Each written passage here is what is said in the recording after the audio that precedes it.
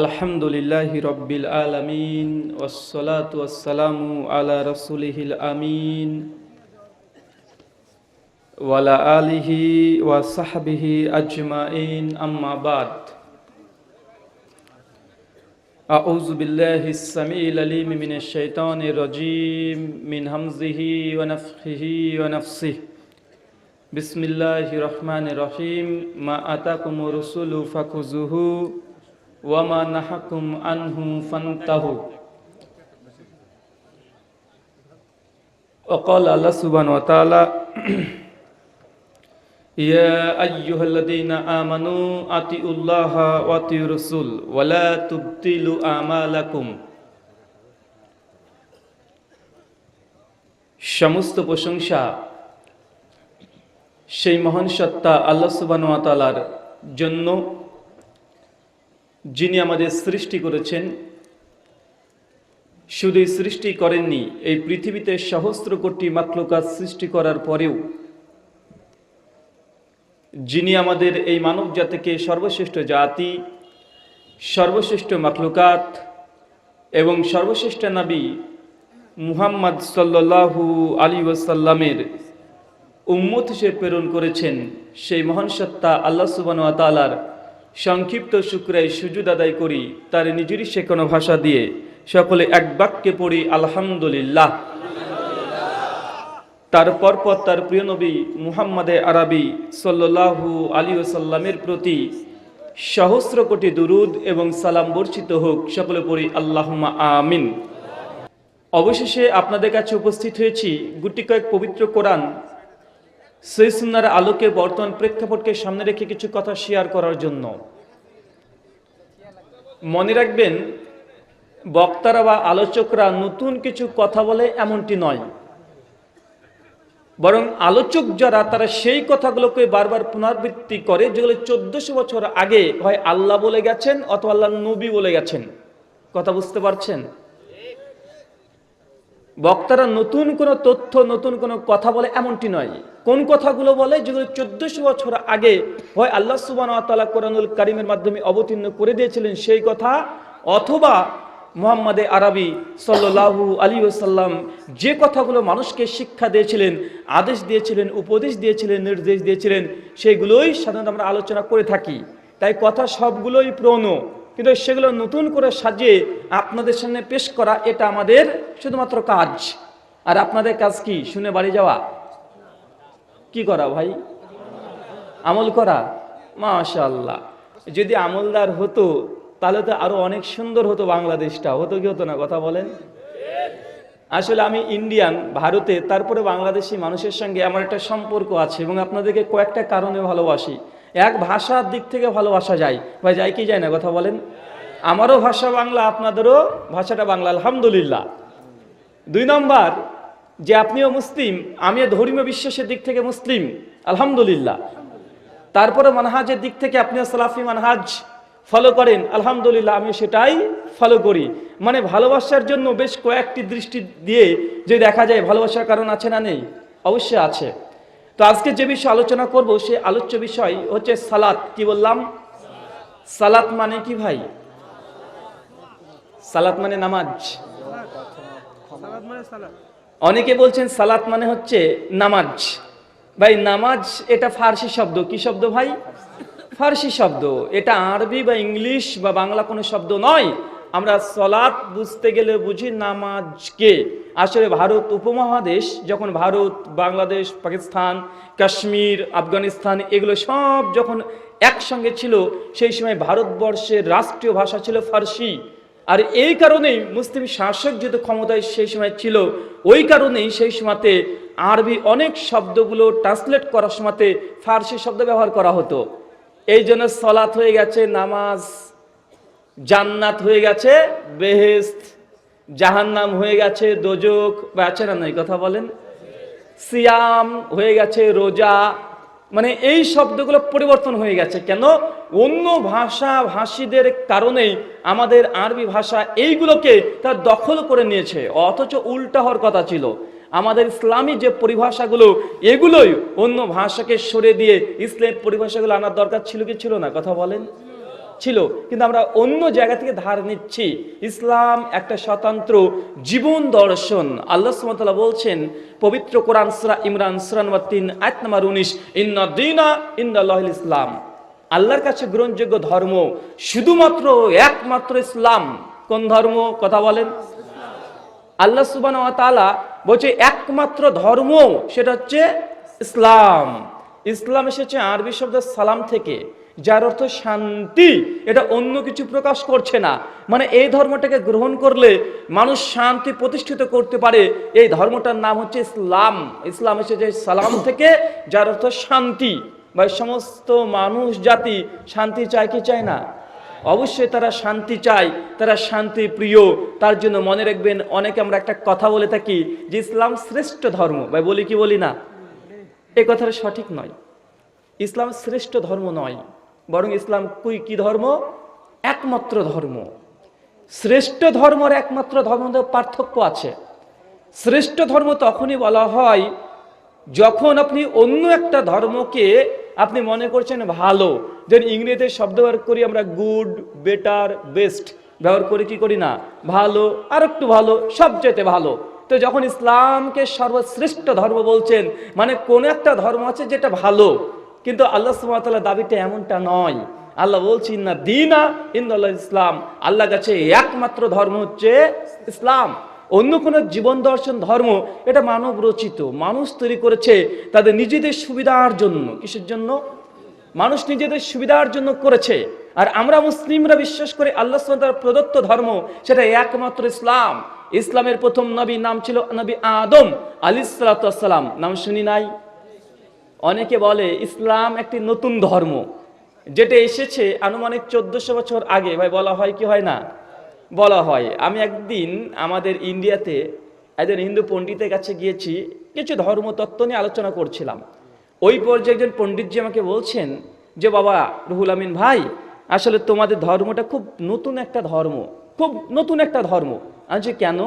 বলছে তোমাদের মৌলানারাই তো বলে যে তোমাদের মোহাম্মদ আরবি সাল্লাল্লাহু আলাইহি সাল্লাম তিনি এসেছেন মাত্র 1400 বছর আগে। আমি বললাম কথা ঠিক। বলছে তোমাদের কোরআন কবে এসেছে? আজ মাত্র 1400 বছর আগে। বলছে তোমাদের কোরআন যদি 1400 বছর আগে এসে থাকে তাহলে তোমাদের ধর্মের বয়স কত? উনি আমাকে প্রশ্ন করছেন। এই জন্য তিনি বলছেন যে ইসলাম এটা একটা নতুন ধর্ম যেটা এসেছে 1400 বছর আগে। তবে আমাদের ধর্ম হিন্দুইজম, তাদের সনাতন ধর্ম, এই ধর্মটা অনেক প্রাচীন। সনাতন মানে শাশ্বত, প্রাচীন। আমি তখন তাকে জিজ্ঞাসা করলাম, পণ্ডিতজি কিছু মনে না করলে একটা প্রশ্ন করতে পারি কি? বলছে জি বাবা বলো। ঠিক এই কথাটা লেখা আছে, বাংলাদেশ থেকে একটা গীতা ছাপানো হয়েছে, নাম যথাযথ গীতা। যথার্থ গীতা আর যথাযথ গীতা দুটো আলাদা। যথার্থ গীতা এটা হচ্ছে স্বামী প্রভুপাদের অনুবাদ, ট্রান্সলেশন। আর যথাযথ গীতা এটা গভীরানন্দের অনুবাদ। দুটোর মধ্যে পার্থক্য আছে, ভুল করবেন না। আমি যেটা বলছি সেটা হচ্ছে যথাযথ নয়, যথার্থ গীতা। পৃষ্ঠা নাম্বার 20 লাইন নাম্বার 17তে লিখে রেখেছে ইসলাম একটি নতুন ধর্ম যেটা 1400 বছর আগে নিয়ে এসেছে, তার নাম মুহাম্মদ আরবি সাল্লাল্লাহু আলাইহি সাল্লাম। আমি তাকে জিজ্ঞাসা করলাম পণ্ডিতজিকে, পণ্ডিতজি আপনার যে এই তথ্যগুলো আমাদেরকে বলছেন যে ইসলাম নতুন ধর্ম, তো বলুন তো আমরা মুসলিমরা কতগুলো নবী রাসূলে বিশ্বাস করি? উনি তখন বলছেন রুহুল আমিন ভাই, তোমাদের হুজুরদের মুখে শুনেছি তোমরা 1,24,000 মতান্তরে 2,24,000 পীর এবং পায়গম্বরে বিশ্বাস করো।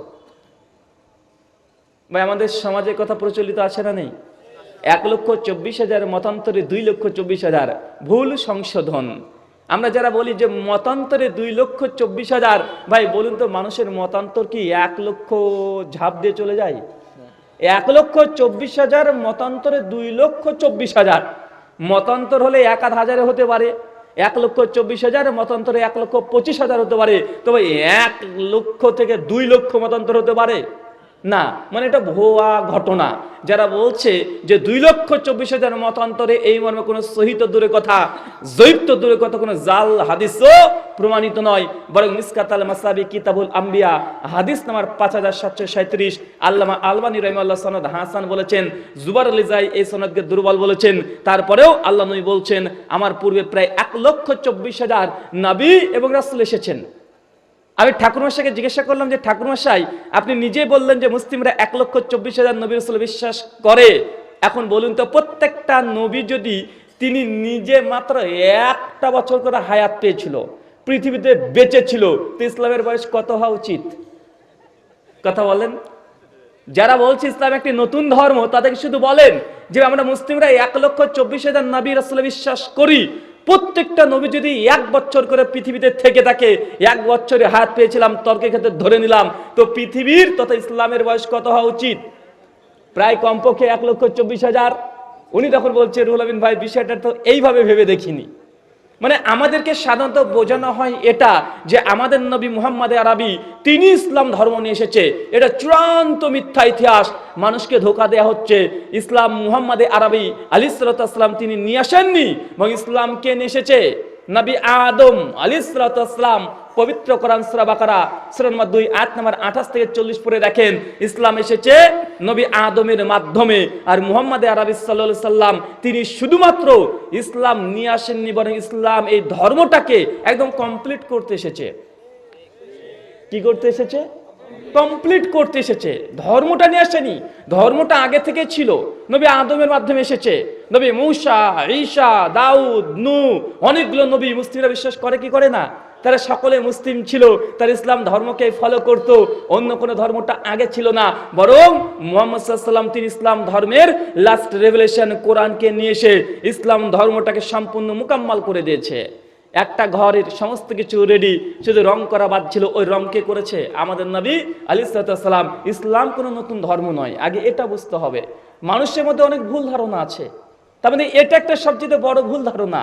2 নম্বর, অনেক আমাদের হিন্দু দাদা দিদি ভাই যারা আছে তারা মনে করে যে মূলত মুসলিমরা গো ভক্ষণ না করলে সে মুসলিমই নয়, বা এরকম ধারণা আছে না? অনেকে মনে করে, কিন্তু এটা একটা ফালতু কথা। আপনি যদি কোনোদিন গো মাংস, কেন ছাগল, ভেড়া, মুরগি, কোনো মাংসই যদি না খান, তারপরে যদি আল্লাহকে বিশ্বাস করেন, সালাত আদায় করেন, আপনি একজন পাক্কা মুসলিম হতে পারবেন কি পারবেন না? পারবেন। ইসলামের সঙ্গে গরুর কোনো সম্পর্ক নেই। ভাই, কোনো সম্পর্ক আছে? কোনো সম্পর্ক নেই। অজস্র মুসলিম আছে যারা গোভক্ষণ কখনোই করে না, কিন্তু অনেকে মনে করে যে মুসলিম হতে হলে গোভক্ষণ করতে হবে, বা হিন্দু দাদাদের সঙ্গে শত্রুতার কারণে আমরা এটা খাই। এটা কখনোই নয়, এটা সম্পূর্ণ মিথ্যা কথা। জাস্ট একটা হালাল প্রাণী, যেমন ছাগল, যেমন দুম্বা, যেমন উট, যেমন মুরগি, যেমন শাক সবজি, হালাল খাবার আমরা এই জন্যই খাই, অন্য কোনো কারণ নেই। মহান সত্তা আল্লাহর কাছে দোয়া, এই প্রার্থনা, আল্লাহ সুবহানাহু ওয়া তাআলা তুমি আমাদের এই কথাগুলোকে বোঝার তৌফিক দান করো। সকলে বলি আল্লাহুম্মা আমিন। আজকের আলোচ্য বিষয় সালাত। সালাত মানে আমাদের ভাষায় নামাজ। আর এমনি যদি আপনি বাংলা অনুবাদ বা আমাদের ভাষাতে অনুবাদ করতে চান, সালাতের অর্থ হচ্ছে দোয়া। কি বললাম? দোয়া। সালাত মানে রহমত। কি বললাম? সালাত মানে ক্ষমা। কটা অর্থ বললাম? একটা দোয়া, একটা রহমত, একটা ক্ষমা। দোয়া মানে সালাত হচ্ছে এমন একটি ইবাদত যে ইবাদতের মাধ্যমে বান্দা আল্লাহর নিকটবর্তী হতে পারে। আপনার যদি কোনো বালা মুসিবত হয়ে যায়, আল্লাহর সঙ্গে কথা বলতে যদি কেউ চান, তাহলে আপনাকে কি করতে হবে? সালাতে দাঁড়িয়ে যেতে হবে। প্রমাণ সে মুসলিম কিতাবুস সালাত, হাদিস নাম্বার 768। আবু হুরায়রা রাদিয়াল্লাহু তাআলা আনহুর কাছে একজন ফারসি সাহাবী এসে বলছে, আবু হুরায়রা, যখন আমরা ইমামের পেছনে থাকবো সেই সময় কি সূরাতুল ফাতিহা পড়বো? আবু হুরায়রা বলছে, ইকরা বিফি নাফসিক, সেই সময় তুমি মনে মনে পড়তে থাকো, কারণ আমি নবী আলাইহিস সালামকে বলতে শুনেছি, লা সালাতা লিমান লাম ইকরা বিফাতিহাতিল কিতাব, যে ব্যক্তি নামাজে সূরা ফাতিহা পড়ে নাই ওর নামাজ হয় নাই। আল্লাহ সুবহানাহু ওয়া তাআলার পক্ষ থেকে আল্লাহ নবী তিনি বলছেন, কারণ বান্দা যখন নামাজের মধ্যে সূরা ফাতিহা পড়ে, আল্লাহ প্রত্যেকটা আয়াতের জবাব দেয়। বান্দা বলছে আল্লাহু আকবার, আলহামদুলিল্লাহি রাব্বিল আলামিন, আসমান থেকে রব আমাদের আল্লাহ তিনি জবাব দিয়ে বলে, হামিদানি আব্দি, আমার বান্দা আমার প্রশংসা করছে। এই দেখেন, আল্লাহ আপনার সঙ্গে কথা বলছে। আপনি যখন সালাতে দাঁড়িয়েছেন, নামাজ পড়ছেন, সূরা ফাতিহার প্রথম একটা আয়াত পড়ছেন, আপনার কথার জবাব কে দেয়? কথা বলেন। আল্লাহ আসমান থেকে জবাব দিচ্ছে। আপনি শুনতে পাচ্ছেন না, কথা ঠিক, কিন্তু আপনাকে বিশ্বাস করতে হবে আপনার এই প্রত্যেকটা কথার জবাব কে দেয়? আল্লাহ সুবহানাহু ওয়া তাআলা। আপনি এই সূরাতুল ফাতিহার 7খানা আয়াত পাঠ করবেন, এক এক করে সবগুলো জবাব আল্লাহ সুবহানাহু ওয়া তাআলা দেবেন। আল্লাহর সঙ্গে বান্দার কথোপকথন হচ্ছে। এখন সালাত মানে দোয়া, আল্লাহর সঙ্গে সংশ্লিষ্ট ভাবে। সালাত মানে ক্ষমা। ক্ষমা কিভাবে জানেন? সহিহ মুসলিম খুলবেন, ইসলামিক ফাউন্ডেশন, হাদিস নাম্বার 1800। আল্লাহ রাসূলের কাছে একজন সাহাবী এসে বলছে, ইয়া রাসূলুল্লাহ, আমাকে ওযু সম্পর্কে বলুন। কি সম্পর্কে? ওযু। যখন ওযু সম্পর্কে বলতে বলেছে, আল্লাহর নবীর সঙ্গে সঙ্গে বলছে সাহাবী কি রাদিয়াল্লাহু তাআলা আনহুকে, বান্দা যখন ওযু করার জন্য পানিকে নিয়ে আসে, তারপর তার হাত থেকে জেরা পর্যন্ত ধৌত করে, মানুষ হাত দিয়ে যত অন্যায় করেছে, যত পাপ করেছে, গুনাহ করেছে, এই ওযুর পানির কারণে ওযু দিয়ে যখন ধয়, সেই সময় সমস্ত গুনাহ সাগীরা, ছোট ছোট পাপগুলো এই পানির সঙ্গে ঝরে পড়ে যায়। এই দেখেন, সালাত মানে ক্ষমা। কেন? সালাতের পূর্ব শর্ত ওযু। আল্লাহ চাচ্ছেন যে বান্দা অন্যায় করবে, ভুল করবে, গুনাহ করবে। গুনাহ ছাড়া কোনো মানুষ টিকে থাকতে পারে না। আল্লাহ নবী বলেছেন, সুনান তিরমিজি হাদিস নাম্বার 2699, কুল্লু বানি আদম খাত্তাউন, প্রত্যেকটা আদম সন্তান ভুলকারী, ভুল করবে। সেই মুসলিমের হাদিস, আল্লাহ নবী বলছে প্রত্যেকটা আদম সন্তান একটা জেনা করবেই করবে, সেটা এই চোখের জেনা করবে। যত বড় আল্লাহর ওলি হোক না কেন, যত বড় পীর হোক না কেন, যত বড় আল্লামা হয়ে যাক না কেন, ও ব্যক্তির দ্বারা এই চোখের জেনা হবেই হবে। মানুষ হাত দিয়ে অন্যায় করে কি করে না? কথা বলেন। হাত দিয়ে ঘুষ নিয়েছেন, আছে না নাই? এই হাত দিয়ে একটা থাপ্পড় মেরে দিয়েছেন। এই হাত দিয়ে যুবক যুবতী যারা আছে, যারা মুসলিম ভাই এবং বোনেরা আছে, সারাদিন ফেসবুক ব্রাউজিং করছে, ইউটিউব চালাচ্ছে, কোন সাইড থেকে কোন সাইড চলে যাচ্ছে, কার সঙ্গে মেসেঞ্জারে কথা বলছে, কার সঙ্গে ভিডিওতে চ্যাট করছে, বা আছে না নাই? কথা বলেন। মানুষকে এখন গুনাহ করার জন্য, পাপ করার জন্য বাড়ির বাইরে যাওয়ার প্রয়োজন হয় না, বরং বিছানাটাই তার জন্য যথেষ্ট হয়ে যায়। পৃথিবীর সমস্ত পাপ মানুষ বিছানায় বসে এখন করতে পারে কি পারে না? এই হাত দিয়ে আপনি যত পাপ করেছেন, আল্লাহ চাচ্ছেন যে তার সালাত এমন একটি ইবাদত যার মাধ্যমে আল্লাহ আপনার হাত দ্বারা যাবতীয় গুনাহকে আল্লাহ ক্ষমা করতে চাচ্ছেন। এরপরে যখন বান্দা পানিটাকে নিয়ে কুলি করে, নাকে পানি টানে, কানটাকে মাসা করছে, তারপর মুখমণ্ডলকে ধৌত করছে, আল্লাহ নবী বলছে তার মুখ দ্বারা, তার কান দ্বারা, চোখ দ্বারা যত অন্যায় করেছে, আল্লাহ সুবহানাহু ওয়া তাআলা সমস্ত অন্যায় পাপ গুনাহগুলোকে আল্লাহ সুবহানাহু ওয়া তাআলা দাড়ির এই পানি যখন ঝরছে, এদিক দিয়ে আস্তে আস্তে পাপগুলোকে ঝরিয়ে দেয়। সালাত মানে ক্ষমা। আল্লাহ চাচ্ছেন যে তুমি চোখ দিয়ে অন্যায় করেছো, করবাই করবা, নিঃসন্দেহে করবেই। কান দিয়ে বাজে কথা শুনেছেন, বাজে কর্ণপাত করেছেন, জিহ্বা দিয়ে হারাম জিনিস খেয়েছেন, আপনি নাক দিয়ে আপনি যে জিনিসগুলো হারাম তার যে গন্ধ, সেগুলো আপনি নিয়েছেন। আল্লাহ সুবহানাহু ওয়া তাআলা চাচ্ছেন আপনার যত গুনাহ হয়েছে, সমস্ত গুনাহগুলোকে এই সালাত ইবাদতের মাধ্যমে আল্লাহ ক্ষমা করতে চাচ্ছেন। এরপর আল্লাহ নবী বলছেন, বান্দা যখন অবশেষে ওযুকে কমপ্লিট করে ফেলে, তারপর কালেমায়ে শাহাদাত যেটা আছে সেটা পাঠ করে, তাহলে আল্লাহ সুবহানাহু ওয়া তাআলা আসমানে 8টা দরজা খুলে দিবেন, আপনি যে দিক দিয়ে ইচ্ছা সেই দিক দিয়ে প্রবেশ করতে পারবেন। এটা হচ্ছে সালাতের আগের মুহূর্তে ওযু, ওযুর ফজিলত। আমরা সাধারণত মানুষ যখন সালাত আদায় করি, আমাদের সালাতে উদাসীন হয়ে যায়। আপনি নামাজ পড়ছেন, আল্লাহু আকবার, আপনি ব্যবসায়িক ব্যবসা করতে শুরু করে দিয়েছেন, বাকি দিলাম নাকি, লিখেছি তো, টাকাটা কোথায় যেন রেখেছিলাম, আরে ওই কাজটা হয়েছে কি, আরে প্রশ্ন উত্তরটা দিয়েছি তো, আরে ওকে মনে হয় মেসেজ করা হয়নি, মনে হয় রাগ করবে, মানে গার্লফ্রেন্ডের কথা চিন্তা করছে, বা আছে না নাই? কথা বলেন। কেন বলেন তো? কারণ এটাই যে আমরা মুসলিমরা আরবি ভাষাতে কি বলি সেটা বুঝি না, কেন যে বলি এটা বুঝি না, জাস্ট রোবট। মানুষকে দেখে দেখে শিখে নিয়েছি ওযু করা। ওযু করছেন, আপনি যদি এখন চিন্তা করেন যে হাত দ্বারা যত গুনাহ করেছি ওযুর পানির সঙ্গে ঝরে পড়ে যাচ্ছে, বা বলেন তো অন্তরে শান্তি আসবে কি আসবে না, একটা প্রশান্তি আসবে কি আসবে না?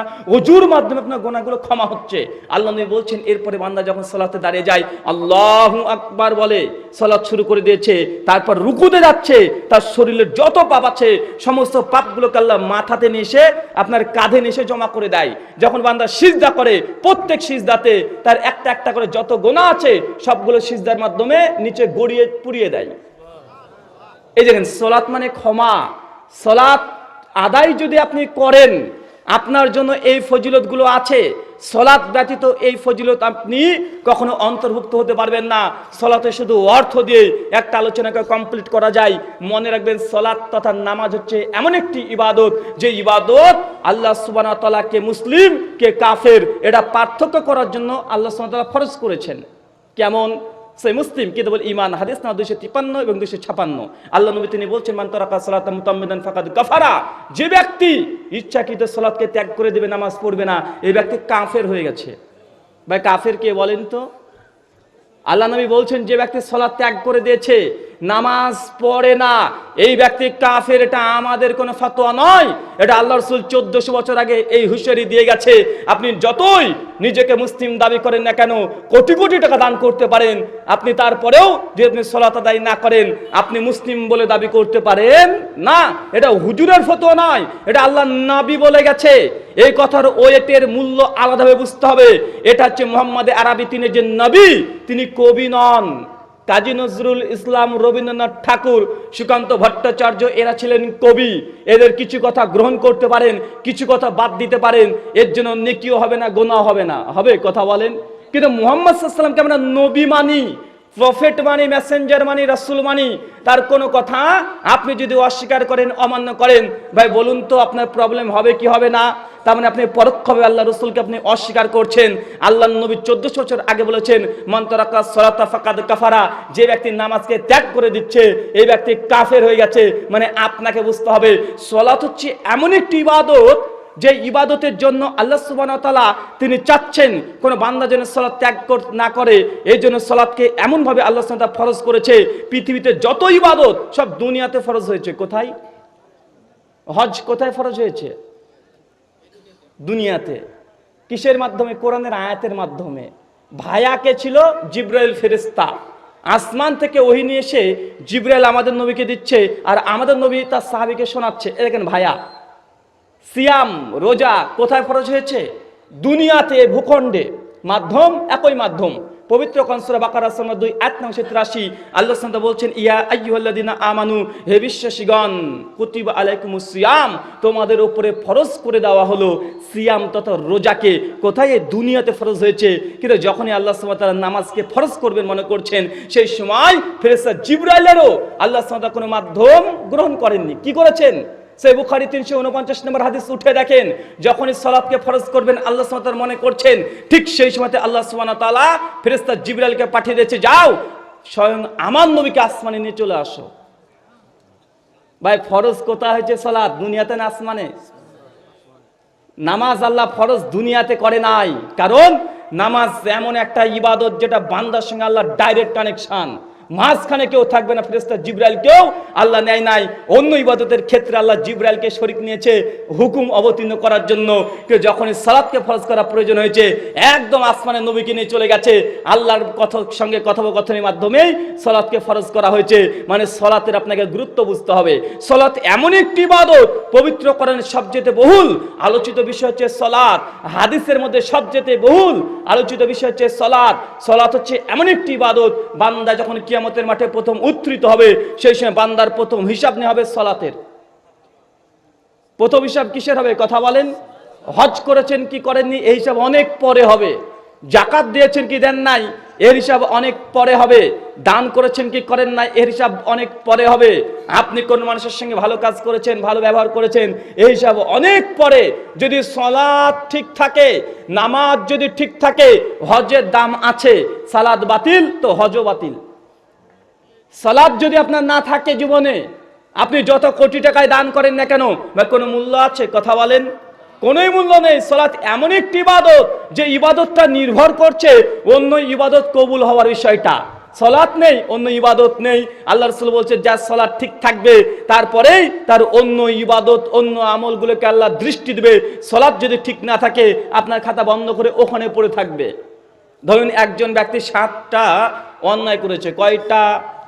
7টা। 1 মার্ডার করেছে, 2 ব্যভিচার করেছে, 3 বাটপারি করেছে, 4 ডাকাতি করেছে। এইভাবে 7টা বড় বড় অপরাধ করেছে। জাজ এখন হুকুম শোনাচ্ছে। প্রথমেই যে ফাইলটা পেয়েছে সেটা মার্ডার কেস।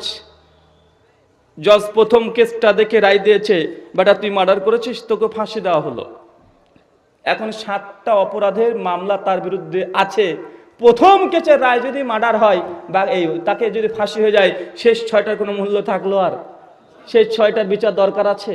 আর দরকার নেই। তো সালাত হচ্ছে ওই ধরনের ইবাদত যে ইবাদতের মাধ্যমে নির্ভর করছে অন্য ইবাদত। সালাত যদি কবুল না হয়, আপনার অন্য ইবাদতগুলো অটোমেটিক বাতিল হয়ে যাবে। সালাত হচ্ছে এমন একটি ইবাদত যে ইবাদত না আদায় করার জন্য আপনাকে মারার হুকুম আছে।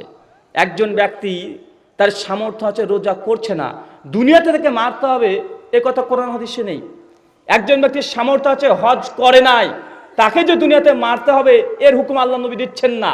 কিন্তু সালাত হচ্ছে এমন একটি ইবাদত, সূরা আবু দাউদ 563 নম্বর হাদিস করে দেখবেন আল্লাহ নবী বলছেন তোমার সন্তানের বয়স যখন 7 বছর সেই সময় থেকে সালাতের নির্দেশ দাও, যখন বয়স 10 হয়ে গেছে তাকে বেত্রাঘাত করতে হবে, মানে তাকে মারতে হবে। মানে সালাতে এমন একটি ইবাদত, এই ইবাদতটা আপনাকে বাধ্যতামূলক আদায় করাতে হবে। কথা বুঝতে পারছেন? মানে যেসব ছেলে বয়স 10 হয়ে গেছে, যেসব মেয়ের বয়স 10 হয়ে গেছে, এই ব্যক্তিকে অবশ্যই, এই ছেলে মেয়েকে অবশ্যই আপনাকে কি করতে হবে? সালাতের আদেশ দিতে হবে। সালাত না পড়লে বাপ মার দায়িত্ব আল্লাহ নবী 1400 বছর আগে দিয়ে গেছে যে তাকে বেত্রাঘাত মেরে তাকে সালাতে দাঁড়াতে হবে, মানে নামাজ পড়াতে হবে, এটা বাধ্য। সালাত হচ্ছে এমন একটি ইবাদত যে ইবাদতের জন্য আল্লাহ সাল্লাল্লাহু মারার হুকুম দিচ্ছে, হজ না করলে মারতে হবে, এ কথা বলছেন আল্লাহ নবী। সালাতের গুরুত্ব বুঝছেন? অনেকে মনে করতে পারেন যে ভাই সালাত নিয়ে আলোচনা করছেন, নামাজ নিয়ে আলোচনা করছেন, কিসের দরকার নামাজের এত? ভাই আপনাকে এ কথা বোঝানোর উদ্দেশ্য আমার এটা, ভাই একজন ব্যক্তি সে 1 কোটি টাকা বাটপারি করেছে, একজন ব্যক্তি 2 কোটি টাকা সে সুদ খেয়েছে, 3 কোটি টাকা সে খেয়েছে সুদ, এগুলো গুনাহ। কিন্তু এইসব গুনাহ করার জন্য ওই ব্যক্তি জবর একটা পাপী মানুষ, অনেক বড় একজন পাপী, কিন্তু কোনো হাদিস নেই এই অপরাধের জন্য তাকে কাফের বলা যাবে বা সে কাফের হয়ে গেছে, এমন কথা কোরআন হাদিসে নেই। কিন্তু যে ব্যক্তি সালাত ত্যাগ করে দিবে, নামাজ পড়বে না, এই ব্যক্তিকে আল্লাহ নবী বলছেন কাফের। মানে আমি চাচ্ছি যে অন্তত আপনি মুসলিমের গণ্ডিতে থাকেন। কথা বুঝতে পারছেন? একজন ব্যক্তি ব্যভিচার করেছে, জেনা করেছে, এটা পাপ, অনেক বড় অন্যায়। প্রতারণা করেছে, বাটপারি করেছে, একজন মানুষকে হত্যা করে দিচ্ছে, এগুলো করার কারণে সে ব্যক্তি কাফের হয়ে যায় না, সে ব্যক্তি পাপী হয়, অনেক বড় পাপী হয়, জালেম হয়, অনেক বড় জালেম হয়, অত্যাচারী হয়। কিন্তু তারপরেও এই পাপের কারণে বলা হয়নি সে ব্যক্তি কাফের হয়ে গেছে। কিন্তু আপনি যদি সালাত তথা নামাজ না পড়েন, আল্লাহ নবী বলছে আপনি কাফের হয়ে গেছেন। মানে আপনি যেন কাফের না হন, এই জন্য এই আদায় করার দরকার আছে না নাই? কথা বলেন। অবশ্যই আপনাকে সালাত আগে আদায় করতে হবে, এর বিকল্প কিছু নেই। সালাত হচ্ছে এমন একটি ইবাদত যে ইবাদতের ব্যাপারে আল্লাহ সুবহানাহু ওয়া তাআলা মানুষকে কোনো ছাড় দেয়নি। ছাড় কি বোঝেন? হজ দেখবেন মানুষের সমস্যা বুঝে। হজ কেমন সমস্যা বুঝে জানেন?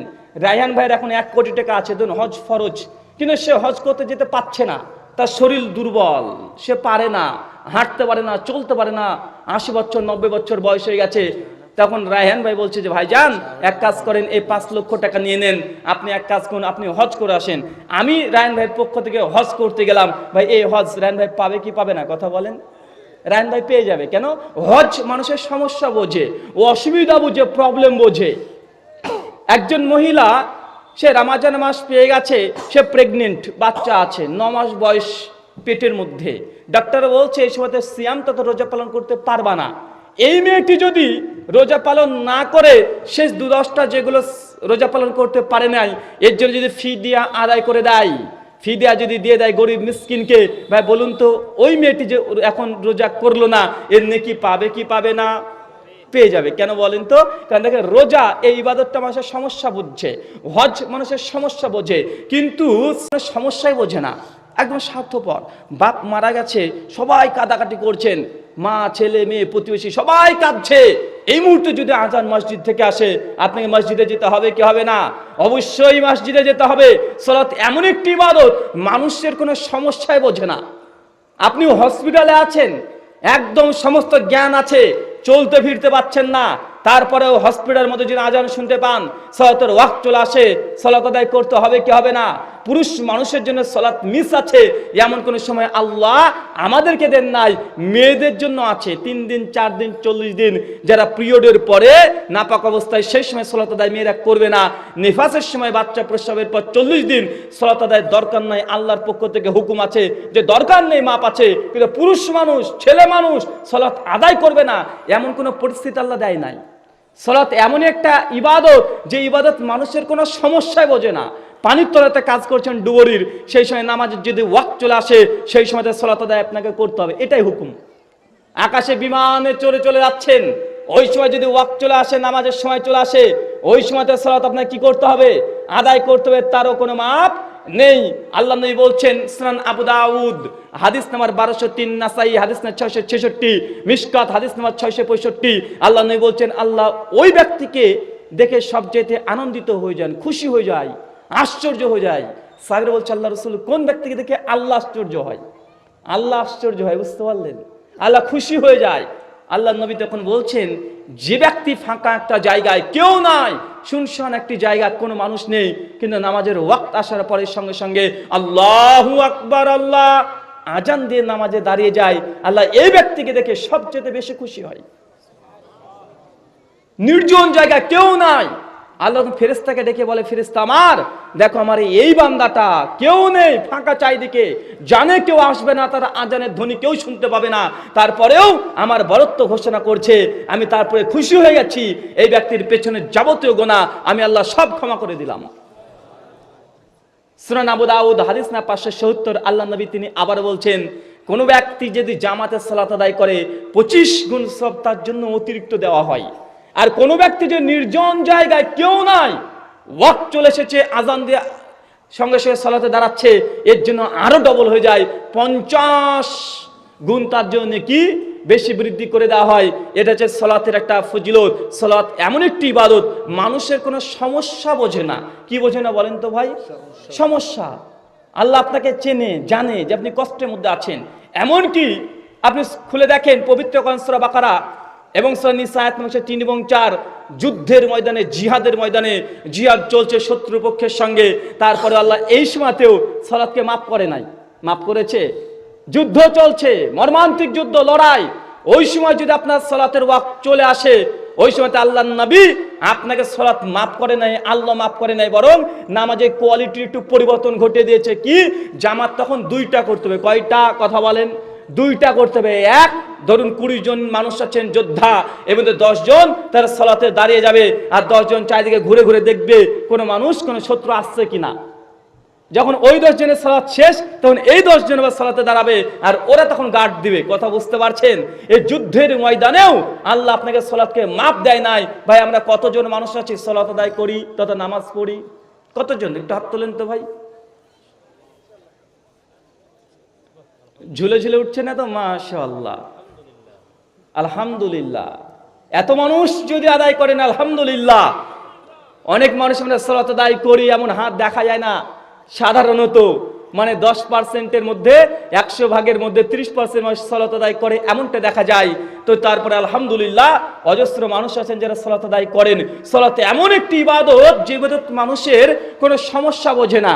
আপনাকে একটু আগেই দেখালাম, আল্লাহ সুবহানাহু ওয়া তাআলা জানেন যে আমার বান্দার কষ্ট হবে। প্রতিদিন কত ওয়াক্ত নামাজ ফরজ? 5 ওয়াক্ত। জোহর কত রাকাত ফরজ? 4 রাকাত। আসর 4 রাকাত। এশা 4 রাকাত। মাগরিব 3 রাকাত। ফজর 2 রাকাত। আপনি বাংলাদেশ দিনাজপুরে মানুষ, কলকাতায় চলে গেছেন, আপনার জীবনে কষ্ট বা একটা মুসাফির যখন আসেন তখন সেই সময় কষ্ট হবে কি হবে না? কথা বলেন। কষ্ট। আল্লাহ জানেন যে আমার বান্দার কষ্ট হচ্ছে কলকাতাতে, কারণ বাংলাদেশে তার বাড়ি। আল্লাহ সেই সময় বলছে, বান্দা এই সময়তে তোমাকে 5 ওয়াক্ত নামাজ, যে তোমাকে 4 রাকাত জোহর ফরজ করেছি, আবার সুন্নাত আছে, এই সুন্নাত নামাজ তোমার পড়ার দরকার নেই। 4 রাকাত যে আমি নামাজ ফরজ করেছি জোহর, আসর যে 4 রাকাত ফরজ করেছি, এত তোমার পড়া দরকার নেই, মাত্র 2 রাকাত পড়ো, তবুও পড়ো। মানে আল্লাহ সুবহানাহু ওয়া তাআলা আপনাকে ছাড় দিচ্ছে। কেন? আল্লাহ বুঝতে পারছেন যে আপনার কষ্ট হচ্ছে, আপনি মুসাফির, এটা আপনার বাড়ি নয়, অনেক দূরে আছেন, সারাদিন ক্লান্তির মধ্যে আছেন, এর জন্য লম্বা সময় আপনাকে নামাজ পড়ে দিয়ে আল্লাহ কষ্ট দিতে চায় না তার বান্দাকে। এই জন্য 4 রাকাত জোহর, 4 রাকাত পড়ার দরকার নেই, মাত্র 2 রাকাত পড়ো। আল্লাহ সুবহানাহু ওয়া তাআলা 5 ওয়াক্ত নামাজ ফরজ করেছে। আপনি চলে গেছেন ব্যাঙ্গালোরে, চলে গেছেন কলকাতাতে, আপনার স্ত্রীকে নিয়ে চলে গেছেন, ডাক্তার দেখাবেন, অপারেশন করাবেন, আল্লাহ বুঝতে পারছে আপনার কষ্টের কথা। আল্লাহ নামাজ ফরজ করেছে 5 ওয়াক্ত। আল্লাহ বলেছে 5 ওয়াক্ত তখন আর পড়ার দরকার নেই, চাইলে তুমি 5কে 3 করে নিতে পারো। বা আছে না নেই? সালাত আইনে জামাত আইনে নামাজকে তখন তুমি জমা করে নাও, মানে জোহর আর আসরকে 1 করে নেন, মাগরিব আর এশাকে 1 করে নেন, ফজরকে আলাদা রাখেন। আল্লাহ 5 ওয়াক্ত নামাজকে 3 ওয়াক্ত করে দিল, কি করে দিল না? কথা বলেন। আল্লাহ চাচ্ছেন যে বান্দা নামাজ যেন সে মিস না করে, নামাজ পড়ুক। কারণ নামাজ এমন একটি ইবাদত যে ত্যাগ করে দেয় সে কাফের হয়ে যায়। হজ না করলে কাফের, হজ ফরজ, যে না করে সে ব্যক্তি কাফের হবে না। সে বড় একটা জালেম, বড় বড় একটা অন্যায় করেছে, বড় গুনাহ করেছে, গুনাহ কাবিরা করেছে। কিন্তু সালাতে এমন একটি ইবাদত না করলে, না আদায় করলে সে কি হয়ে যায়? কথা বলেন, কাফের হয়ে যায়। মনে রাখবেন, বান্দার কালেমার পরে প্রথম যে জিনিসটা ফরজ হয় তার উপরে, তার নাম সালাত। কালেমার পরে দ্বিতীয় অংশে কি ফরজ হয়? সালাত। 1 মিনিট আপনাকে দেখায় বুঝতে পারবেন। একজন হিন্দু পণ্ডিতের কাছে যাবেন, পণ্ডিতজি আপনাদের হিন্দু ধর্মটা খুব ভালো লাগে, হিন্দু ধর্মটা গ্রহণ করতে চাই, বলুন তো আমাকে কি করতে হবে? দেখবেন উনি বিপদে পড়ে যাবেন। তাই তো, হিন্দু হতে হলে কি করতে হয়? উনি বলতে পারেন, ঠিক আছে বাবা, আমরা কৃষ্ণ ভক্ত, নামযজ্ঞের সময় চলে আসবে, হরে রাম হরে কৃষ্ণ এটা গাইবে, 2-3 দিন 4 দিন যা হলো হলো, এরপরে কি করতে হবে?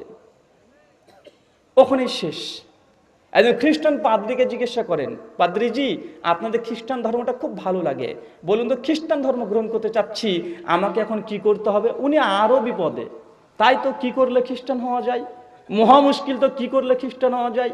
উনি আপনাকে বলতে পারেন, ঠিক আছে সানডে পিয়ারে চলে আসবে, রবিবার সকালবেলায় চলে আসবে, বাইবেল থেকে 2-4টে ভার্স পড়ে আপনাকে শোনাবে, শুনে আপনাকে বলতে পারে যে চলবে পুকুরে চলো, দেখা যায় গির্জার পেছনে পুকুর আছে, ওই পুকুরে আপনাকে 3 বার নাক ধরে চুবিয়ে তুলবে, বলে তুমি এখন পাপ মুক্ত, তুমি খ্রিস্টান হয়ে গেছো, নাও ঠেলা বুঝোবার। উনাকে বলেন যে ঠিক আছে বুঝলাম, আজ আমি খ্রিস্টান হয়ে গেলাম রবিবার, ঠিক আছে সোমবারে কি করতে হবে আমাকে, মঙ্গলবারে কি করতে হবে, বুধবারে কি করতে হবে, এই যে বাকি 6 দিন আছে, 365টা দিন আছে, এবার কি করতে হবে? উনি দেখবেন আরো বিপদে। তাই তো, এই 365 দিন কি করতে হবে? একজন মুসলিম আলেমের কাছে চলে আসেন, হুজুর আপনার ধর্মটা খুব ভালো লাগে, আমি ইসলাম গ্রহণ করতে চাই। হুজুর সঙ্গে সঙ্গে বলবে আলহামদুলিল্লাহ, সমস্ত প্রশংসা সে মহান সত্তা আল্লাহর জন্য। দেখেন অ্যাকশন শুরু হয়ে গেছে। এরপর হুজুর যদি চালাক চতুর হয়, বুদ্ধিমান হয়, তাকে প্রশ্ন করবে, বাবা তুমি ইসলাম কবুল করতে কেন চাচ্ছ? কেউ জোর করছে, টাকার লালচ দেখাচ্ছে, কেউ তোমাকে জোর করে ইসলাম ধর্ম গ্রহণ করাতে চেষ্টা করছে? কারণ জোর করে কাউকে ইসলাম গ্রহণ করানো ইসলামে জায়েজ নয়। লাইক রাফিদ্দিন, দিন ইসলাম জবরদস্তি করে কাউকে গ্রহণ করানো যাবে না। সূরা বাকারা আয়াত নম্বর 256। উনি যদি বলেন যে বাবা না, আসলে আমি ইসলাম ধর্ম জানা বোঝার পরেই, তার সত্যতা বোঝার পরে আমি ইসলাম গ্রহণ করতে চাচ্ছি, তখন সঙ্গে সঙ্গে হুজুর আপনাকে বলবেন যান গোসল করে আসেন বা অজু করেন, তারপরে আপনাকে কালেমায়ে শাহাদাত পাঠ করাচ্ছে। দেখাচ্ছে 12টা 28 মিনিটে, কয়টা? 12টা 28, কালেমায়ে শাহাদাত শেষ, সঙ্গে সঙ্গে মসজিদ থেকে আজান আসছে, আল্লাহু আকবার, আল্লাহ। ভাই বলুন তো এখন এই ব্যক্তির উপরে কি ফরজ? 1 মিনিট আগে ফরজ ছিল? 1 মিনিট আগে ফরজ ছিল না। যখনই কালেমা পাঠ করেছে, মসজিদ থেকে আজান, আজানের ধ্বনি শোনা মাত্রই তার জন্য এখন নামাজ ফরজ। তার মানে আপনাকে বুঝতে, কালেমার পরেই একজন ব্যক্তির উপরে যেটা ফরজ হয় সেটা হচ্ছে সালাত। ওই ব্যক্তি জোহরের সময় নামাজ পড়ে এসেছে, আসা পরে 2-1 ঘন্টা ঘোরাঘুরি করলো, একটু পর আবার আসরে চলে গেছে, নামাজ পড়েছে, ঘোরাঘুরি করছে, একটু পর আবার মাগরিব শেষ, আবার 1 ঘন্টা পর এশা, বাড়িতে এসেছে, খাওয়া দাওয়া করে ঘুমিয়ে গেছে, ঘুম ভেঙেছে, আবার ফজর। দেখেন তার জীবনটাকে একদম ঘিরে দিল না? এটা নাম ইসলাম। এটা নাম কি? ইসলাম। ইসলাম আর মুসলিম দুটো শব্দে মানে বুঝতে হবে। মুসলিম মানে সার্ভেন্ট অফ আল্লাহ, মানে আল্লাহর কাছে আপনার ইচ্ছাকে সমর্পণ করে দিবেন, তবে আপনি মুসলিম। মুসলিম মানে কি? কথা বলেন। যে ব্যক্তি মহান সত্তা আল্লাহর কাছে নিজের সম্পূর্ণ ইচ্ছাকে সমর্পণ করে দেয়, এই ব্যক্তি মুসলিম। মানে যখন আপনি নিজেকে মুসলিম দাবি করছেন, আপনার নিজের কোনো ইচ্ছা থাকতে পারে না, শুধু দুজনের ইচ্ছেতে চলতে হবে, এক আল্লাহ আর 2 তার রাসূল। এই 2জন ব্যক্তি ছাড়া আর কারো নিজের কোনো ইচ্ছাকে কোনো মূল্য দিতে পারবে না। এখন এই ব্যক্তি, যে ব্যক্তি এখনই খ্রিস্টান বা হিন্দু থেকে মুসলিম হয়েছে, সে যদি চায় 1 গ্লাস পানি নিজের ইচ্ছে মতো খেতে পারবে না। কেন? কারণ তার ইচ্ছা সমর্পণ করেছে আল্লাহর কাছে। 1 গ্লাস পানি পান করতে হলে এখন কার ইচ্ছেতে খেতে হবে? কথা বলেন। যদি দাঁড়িয়ে থাকেন, দাঁড়িয়ে খেতে পারবেন? 1 মিনিট আগে পারতো কি পারতো না? যখন কালেমা পাঠ করেনি তার আগে 1 মিনিট আগে সে দাঁড়িয়ে পান করতে পারতো কি পারতো না? পারতো। আল্লাহ নবী বলছেন, সে মুসলিম 2063 নম্বর হাদিস, যে দাঁড়িয়ে পান যেন সে না করে, খাওয়ার পূর্বে কি করতে হবে? বসতে হবে। কেউ যদি বাম হাতে পান না করে, খাওয়ার সময় ডান হাত দিয়ে পান করতে হবে, খাওয়ার পূর্বে বিসমিল্লাহ বলতে হবে। ভাই এই আইনগুলো তারপরে বাড়তে হবে কি বাড়তে হবে না? কেন? কারণ এখন সে মুসলিম। সে ইসলাম কবুল করেছে, মুসলিম হয়েছে, মানে ইসলাম কবুল করার সঙ্গে সঙ্গেই তারপরে অনেকগুলো নীতিমালা আরোপ হচ্ছে কি হচ্ছে না? হচ্ছে, যেটা অন্য কোথাও আপনি এমনটা পাবেন না। ইসলাম মানে এক ঢোক পানিটা নিজের ইচ্ছে মতো খেতে পারবেন না। আপনি যেহেতু মুসলিম, এখন আপনি পানি পান করবেন, আপনাকে খাবার সময় 3টে ভাগ করে নিতে হবে। পানি পান করার সময় পাত্রে আপনি ফুঁক দিতে পারবেন না। কি পারবেন না? ফুঁক দিতে পারবেন না। কথা বুঝতে পারছেন? আগে আমরা যখন পানি পান করতাম বা চা খাচ্ছিলাম, ফু দিই বা দিই কি দিই না? কথা বলেন। আল্লাহ নবী বলছে গরম পাত্রে তুমি ফু দিতে পারবে না। কেন? কারণ গরম পানিতে ফু দিলে তোমার মুখের যত ব্যাকটেরিয়া, ভাইরাস এই পাত্রের মধ্যে পড়ে যাবে। যখন আবার খাবে, কি খাচ্ছ তুমি? ভাইরাস খাচ্ছ, ক্ষতিকর। 1400 বছর আগে আল্লাহ নবী এই বিজ্ঞান দিয়ে গেছে। কত বছর আগে? বিজ্ঞানীরা আজকে আবিষ্কার করছে যে গরম কোনো পাত্রে আপনি যদি ফুঁক দেন, তো আপনার মুখ থেকে যেখানে অক্সিজেন নিচ্ছেন, কার্বন ডাইঅক্সাইড ছাড়ছেন, আপনার পাত্রে কার্বন ডাইঅক্সাইডের পরিমাণ বেশি হয়ে যাবে, যার ফলে ভাইরাস সৃষ্টি হবে। যখন খাবেন শরীরে কার্বন ডাইঅক্সাইড বেশি হয়ে গেলে আপনার জন্য সমস্যা হবে কি হবে না? হবে। ভাই পানিটা আছে নাকি? আসসালামু আলাইকুম। সেকেন্দার সাহেবের স্ত্রী অসুস্থ। এখানে সেকেন্দার সাহেব কে আমি জানি না। আপনি স্ত্রী কি হাসপাতালে নিয়ে যেতে হবে, খুব অসুস্থ। হাসপাতালে নিয়ে যেতে হবে। আপনি আপনার পরিবারের সাথে যোগাযোগ করুন। জি। আচ্ছা, আমাদের আলোচনার দুটো অংশ আছে। এক প্রথম আলোচনা, শেষ কি আছে ভাই? প্রশ্ন উত্তর। মানে আমাদের আলোচনার দুটো অংশ, একটা হচ্ছে আলোচনা, 2 নম্বর প্রশ্ন উত্তর। সম্ভবত কর্তৃপক্ষ মনে বলে দিয়েছে যে প্রশ্ন উত্তরের জন্য অমুসলিম ভাইরা আগে সুযোগ পাবে, তারপরে মুসলিমরা সুযোগ পাবে। আমরা আসলে কাউকে কটূক্তি করে, কারো অন্তরে অনুভূতিতে আঘাত দিয়ে আমরা আলোচনা করতে চাই না। কথা বুঝতে পারছেন? আমরা চাই না যে কাউকে কটূক্তি করে বা কারো মনে অনুভূতিতে আঘাত দিয়ে কথা বলা। অনেকে মনে করেন, আর অনেকে এমনি এমনি দূর থেকে ভাবে যে মৌলানা সাহেব আমাদের গীতা পড়বে, এই গীতা মৌলানা পড়ছে, এটাকে খারাপ অনেকে মনে করে। মানে অনেকে মনে করে তোমার মাথায় টুপি আছে, মুখে দাঁড়িয়ে আছে, তুমি কেন আমাদের ধর্মীয় শাস্ত্র পড়বা? মানে এটাকেই কেমন কেমন যেন মনে করে। ভাই এটা ঠিক কথা বলেন? পবিত্র কোরআন আল্লাহ সুবহানাহু ওয়া তাআলা অবতীর্ণ করেছেন হুদাল লিন-নাস, সমগ্র মানুষ জাতির জন্য। ওটা হিন্দু, মুসলিম, বৌদ্ধ, জৈন, ইহুদি, খ্রিস্টান, কোল, ভুইল, মুচি, ম্যাথর সবাই পড়তে পারে কি পারে না? কথা বলেন। সবাই পড়তে পারে। তাই ধর্মশাস্ত্র সবাই পড়তে পারে, ধর্মশাস্ত্রের আলোচনা সবাই করতে পারে। কোনো একজন হিন্দু দাদা এসে যদি বলে, এই তুমি মদ খাচ্ছ কেন, মদ তো তোমাদের ধর্মে নিষেধ, ভাই বলুন তো আপনারা ওই হিন্দু দাদার পক্ষে থাকবো কি থাকবো না? অবশ্যই থাকবো, কারণ সে সত্য কথা বলেছে, ইসলামে মদ হারাম। মনে রাখবেন, আমরা আলোচনা যখন করছি, কেউ যদি অনুভূতিতে আঘাত পেয়ে থাকেন, এটা আপনাকে অনুভূতিতে আঘাত দেওয়ার জন্য আমরা বলি না, মানে বোঝানোর চেষ্টা করছি। আপনার সন্তানকে আপনি দেখছেন যে সে ছাদে পরে উঠেছে, ও চাচ্ছে ছাদ থেকে লাফ মারবে, মানে শক্তিমান দেখেছে, বোঝেন নেবে শক্তিমান। ওই যে ভীম টিম টিভিতে কি হয় না সব, ওইসব সিরিয়াল কার্টুন দেখেছে, ভাবছে এখন যদি আমি ছাদ থেকে লাফ মেরে দিই ভীম এসে বাঁচাবে। এখন আপনি জানছেন আপনার ছেলে ঝাঁপ মারতে যাচ্ছে, আর ভীম বলে কেউ এসে বাঁচাবে না। বা বলুন তো আপনি আছেন, আপনি বাঁচাবেন কি বাঁচাবেন না? আপনি তাকে বাঁচাবেন, কারণ আপনি জানেন আপনার ছেলেটা ভুল পথে আসছে।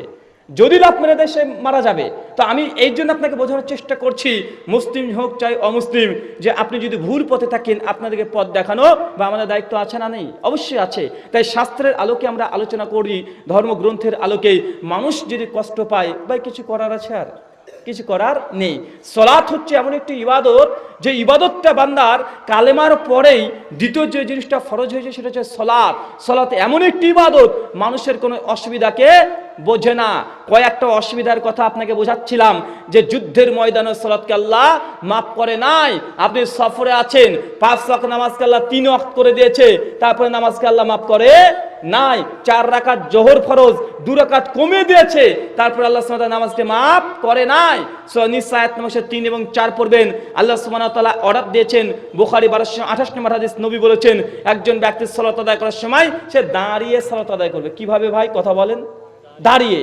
যদি সামর্থ্য না থাকে সে ব্যক্তি বসে বসে সালাত আদায় করবে। যদি সামর্থ্য না থাকে শুয়ে শুয়ে সালাত আদায় করবে, তবুও তাকে সালাত আদায় করতে হবে।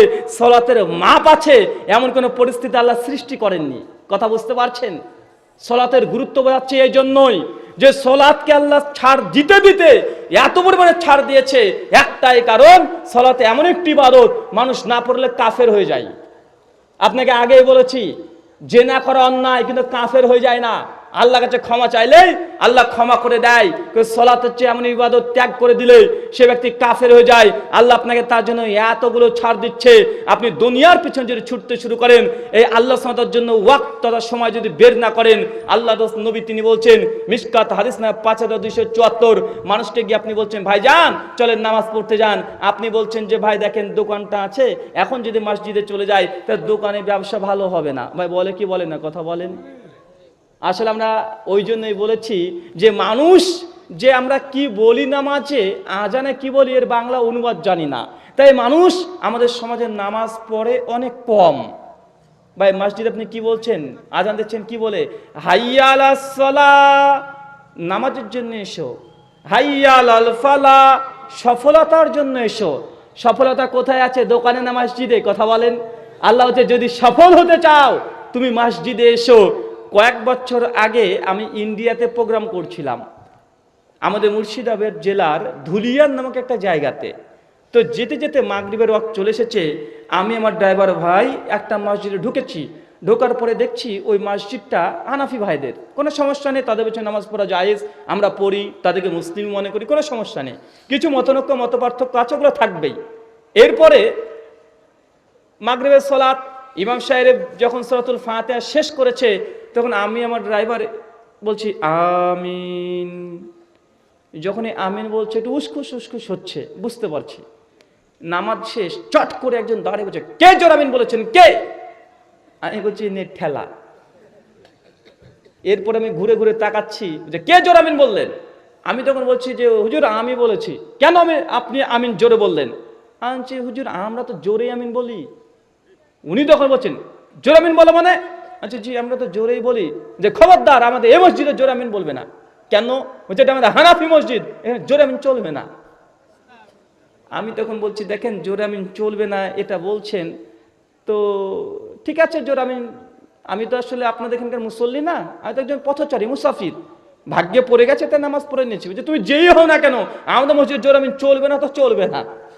আমি তখন ভাবছি যে এইভাবে কথা বললে কিছু না বললে কেমন দেখায়, তা আমি তখন বলছি একটু অ্যান্টিভেনাম দিলেও হয়, সুযোগ যখন আছে। আমি তখন বলছি দাদা বুঝতে পারলাম হুজুর জোরে আমিন চলবে না, তো জোরে আমিন যদি নাই চলে তো আপনি আমাকে ডাকলেন কেন? কখন তোমাকে ডাকলাম? হ্যাঁ আচ্ছা একটু আগে তো ডাকলেন, আপনি বলেন হাইয়া আলাস সালাহ, নামাজের জন্য এসো, তাই তো এসেছি। আপনি বলেননি হানাফিরা এসো। উনি তখন ওইসব কথা বলা যায় নাকি? আমি তখন বলছি যে আপনি যেই দিন থেকে নামাজের আজানের শব্দ পরিবর্তন করে দিবেন সেই দিন থেকে আমি আর মসজিদে আসবো না। হাইয়া আলাস সালাহকে কেটে শুধু হানাফিরা এসো বলো, আমি কখনো আপনার মসজিদে যাব না। উনি তখন বলছে আপনি খুব উল্টা পাল্টা বলছেন। আচ্ছা ঠিক আছে নামাজের টাইম শেষ হয়ে গেছে, এখন যাই, ঝামেলা করে লাভ নেই। মানে আমরা যে আজানে কি বলি নামাজে কি বলি এটা আমরা বুঝি না। হাইয়া আলাস সালাহ, নামাজের জন্য এসো, হাইয়া আলাল ফালাহ, সফলতার জন্য এসো। সফলতা কোথায় আছে? মসজিদে আছে। যদি আল্লাহর জন্য যদি আপনি সময়টাকে ব্যয় করেন, আল্লাহ নবী বলে দিয়েছে হে আদম সন্তান যে তুমি আমার জন্য তোমার অন্তরে একটু জায়গা ব্যয় করে দাও, একটু জায়গা ফাঁকা রাখো, আমি আল্লাহ তোমার 2 হাত টাকা দিয়ে পূর্ণ করে দিব। যত দারিদ্রতা আছে সব আল্লাহ দারিদ্রতাকে নিভিয়ে দেবে। আর আল্লাহর নবী বলছেন যদি তুমি আমার জন্য সময় ব্যয় না করো তোমার 2 হাত আমি ব্যস্ততায় পূর্ণ করে দেব। মানে কত ব্যস্ত থাকতে পারেন আপনি? সারাদিন 24 ঘন্টা ব্যস্ত আর ব্যস্ত। ঘুম থেকে উঠছেন সকাল 10টার দিকে আর ঘুমাচ্ছেন একদম ফজরের পর। আপনি সারা জীবন আপনার ব্যস্ততার ব্যস্ততা। আল্লাহ সুবহানাহু বলছে যদি তুমি আমার জন্য সময় ব্যয় করো তোমার 2 হাত আমি অর্থ দিয়ে পূর্ণ করে দেব। তোমার দারিদ্রতা যা আছে সব আমি এগুলোকে কমিয়ে দেবো। আর যদি তুমি ব্যয় না করো, সময় যদি আমি আল্লাহকে না দাও, তোমার 2 হাত কত তুমি আছো শুধু ব্যস্ত, সারাদিন ব্যস্ত। বা আছে না নাই, কথা বলেন। একজন মানুষ ভোরবেলাতে সালাত আদায় করে রিক্সা নিয়ে বেরিয়ে চলে যাচ্ছে, মাগরিবের পরে বার মসজিদ থেকে নামাজ পড়ে বাড়িতে ঢুকে পড়ছে, আরামসে একদম খেয়েছে পেট পুরে, একদম টানা ঘুম। বা আছে না নাই, একদম ফজর উঠছে, কোনো চিন্তা নাই, কোনো টেনশন নাই, আরামসে ঘুম হয়েছে তার। একজন ব্যক্তি কোটি কোটি টাকা ইনকাম করেও সারাদিন তারপরে ব্যস্ত, সারাদিন ব্যস্ত, একে ফোন করা ওকে ফোন করা, বাপ তার স্ত্রীকে সময় দিতে পারে না, সন্তানকে সময় দিতে পারে না, সন্তানকে পালছে কাজের বুয়া। বা আছে না নাই, কথা বলেন। কারণ আল্লাহ সুবহানাহু ওয়া তাআলা বলে দিয়েছে, আমাকে যদি সময় তুমি না দাও, তোমার 2 হাত আমি ব্যস্ততা দিয়ে পূর্ণ করে দেবো। কত ব্যস্ত থাকবেন? ব্যস্ততা দিতে দিতেই আপনার মৃত্যু ঘনিয়ে আসবে। সালাত হচ্ছে এমন একটি ইবাদত, মানুষের যদি কোনো বিপদ চলে আসে, নামাজ তো সালাত মানুষের বিপদকে উদ্ধার করার জন্য একটা মাধ্যম। সেই বুখারী খুলবেন, হাদিস নাম্বার 3436। আল্লাহ নবী বলছেন, 3 জন সন্তান শিশু অবস্থায় মায়ের কোল থেকে কথা বলেছিল। কয়জন? 3 জন। এক ঈসা ইবনু মারিয়াম তথা ঈসা নবী, ভাই কথা বলে নাই, কথা বলেছে। 2 ইবনু জুরাইজ, আরেকজন ব্যক্তি বানি ইসরাইলের, সে হচ্ছে জুরাইজ। আল্লাহ নবী ঘটনা বর্ণনা করছে যে জুরাইজ একদিন সালাত আদায় করছে, নামাজ পড়ছে। খুব ইবাদত গুজার আল্লাহর ওলি ছিলেন, একজন, কোনো নবী না, একজন বড় বুজুর্গ ব্যক্তি, খুব নামাজ পড়ছে। ওর মা অন্য ঘর থেকে ডাকছে, জুরাইজ। জুরাইজ এখন বিপদে, এখন নামাজ কন্টিনিউ চালাবে না তার মায়ের ডাকে সাড়া দিবে, সে চিন্তার মধ্যে, নামাজের মধ্যে আছে। আবার একটু পর তার মা ডাকছে, জুরাইজ, তাও সাড়া দিচ্ছে না। 3 বার যখন জুরাইজকে ডেকেছে, তার মা, জুরাইজ সাড়া দেয় নাই, মা তখন লানত করেছে, অভিশাপ দিয়েছে। কি জানেন? বলছে, আল্লাহ আমার জুরাইজকে বেশ্যা নারীর মুখ না দেখা পর্যন্ত যেন তার মৃত্যু না হয়। মনে রাখবেন, পিতা মাতা যদি সন্তানের জন্য বদদোয়া করে, এটা ডাইরেক্ট আল্লাহ কবুল করে নেয়, কখনোই নয়। যতই কষ্ট দিক আপনার সন্তান, বাপ মার মুখ থেকে সন্তানের জন্য কোনো খারাপ অভিশাপ, কোনো লানত যেন না বের হয়। কারণ বের হলেই আল্লাহ বাধা ছাড়া গ্রহণ করে নেয়। যেমন সন্তানের দোয়া বাপ মার কাছে, বাপ মার জন্য যদি করে, বাধা ছাড়া কবুলও করে নেয়, বদ দোয়াও আল্লাহ কবুল করে নেয়। কথা বুঝতে পারছেন? যেমন এই কথা বলেছে, সঙ্গে সঙ্গে কয়েকদিন পর জুরাইজ সে মসজিদে সালাত আদায় করছে। সালাত আদায় করে বাইরে বের হয়েছে, একটা নারী এসে তার সঙ্গে কথোপকথন করছে। হঠাৎ থেকে খারাপ একটা প্রস্তাব দিয়েছে, মানে ফিজিক্যাল রিলেশন, তার সঙ্গে জিনা করবে, ব্যভিচার করবে, এই প্রস্তাব দিয়েছে। জুরাইজ তার কথাকে অস্বীকার করে দিয়ে দুর্বল গতিতে মসজিদে ঢুকে গেছে, তার সঙ্গে এই কাজটা করেনি। আর মেয়েটা আছে যে জুরাইজের বদনাম করেই ছাড়বে, এত বড় বুজুর্গ, মানে তাকে মানুষের সামনে কালার করবে।